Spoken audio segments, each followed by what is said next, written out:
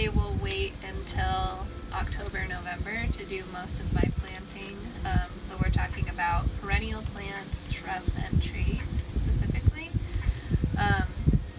And there are a few reasons why fall is the best time to plant.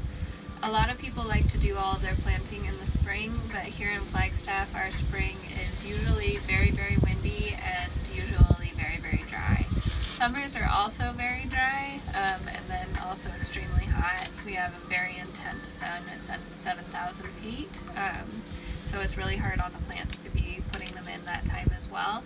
Usually monsoons is a good time to start planting, but the benefit of planting in the fall is you're going to have to water a lot less, and also the plants kind of have this opportunity to adapt, so they'll go to bed over the winter.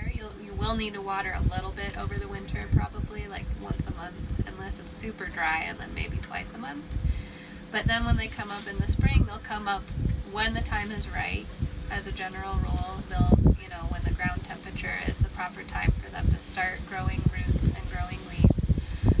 And then they'll also put out leaves that are going to be more adapted to our sun and our wind, as opposed to a plant that's been either grown at a greenhouse or another elevation for most of the season. I would tell you that if a plant is in a smaller container, probably 4 inches or less, then you're going to have to worry more about them not being able to overwinter. But if you're planting things that are in like quart size and up, as long as you keep them watered, they're going to overwinter just fine. And you don't need to worry about them getting established over that period of time, because they're just going to go to sleep in the ground, basically.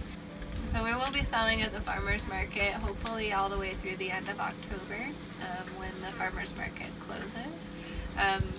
Our plants will be available, though, by appointment throughout the year.